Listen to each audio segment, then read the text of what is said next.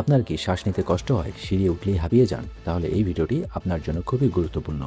Doctor যদি আপনাকে spirometry test করতে বলে থাকেন তাহলে ভয় পাওয়ার কিছু নেই। আজকে আমি আপনাদেরকে সহজভাবে বুঝিয়ে দেব স্পাইরোমেট্রি কী, কেন করা হয় আর রিপোর্ট কিভাবে বুঝবেন। স্পাইরোমেট্রি হলো একটি সহজ এবং পেইনলেস টেস্ট যা দিয়ে ফুসফুস কতটা ভালো কাজ করছে তা মাপা হয়। এই টেস্টে মূলত দেখা হয় আপনি কত দ্রুত এবং কত পরিমাণ বাতাস বের করতে পারেন। ডাক্তাররা সাধারণত এই টেস্ট দেন যখন অ্যাজমা, সিওপিডি বা দীর্ঘদিন শ্বাসকষ্ট থাকে। যারা দীর্ঘদিন ধূমপান করেন তাদের জন্য এই টেস্টটি খুবই জরুরি। এখন প্রশ্ন, এই টেস্ট কিভাবে করা হয়? একটি ছোট মেশিনে আপনার মুখ দিয়ে জোরে ফু দিতে হবে। প্রথমে গভীর শ্বাস নেবেন, তারপর যত জোরে পারেন ছাড়বেন। এই কাজটি 2 থেকে 3 বার করতে হয়। পুরো প্রক্রিয়াটি 10 থেকে 15 মিনিটেই শেষ হয়ে যায়। এখন আসি রিপোর্টে। স্পাইরোমেট্রি রিপোর্টের সবচেয়ে গুরুত্বপূর্ণ দুটি বিষয় হলো FEV1 এবং FVC।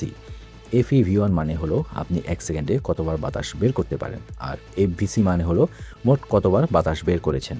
যদি FEV1 কম থাকে তাহলে বোঝা যায় এয়ারওয়েতে কোনো বাধা থাকতে পারে, আর যদি রেশিও কম হয় তাহলে অ্যাজমা বা সিওপিডি ইঙ্গিত পাওয়া যায়। সহজভাবে বললে সবকিছু ঠিকঠাক থাকলে নর্মাল হবে, আর কম থাকলে সমস্যা থাকতে পারে।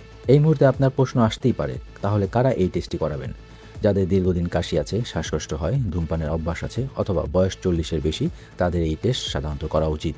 বাংলাদেশে এই টেস্টের খরচ সাধারণত 800 থেকে 2000 টাকার মধ্যে হয়ে থাকে, হসপিটাল অথবা ডায়াগনস্টিকের ভেদে। অনেকেই ভাবেন এই টেস্ট ডেঞ্জারাস, কিন্তু না, এটা সম্পূর্ণ সেফ এবং পেইনলেস। এই ইনফরমেশনটি যদি আপনার ভালো লেগে থাকে তাহলে অবশ্যই আপনার পরিচিত মানুষদের কাছে শেয়ার করে দেবেন। দেখা হবে আবার অন্য কোনো ভিডিওতে।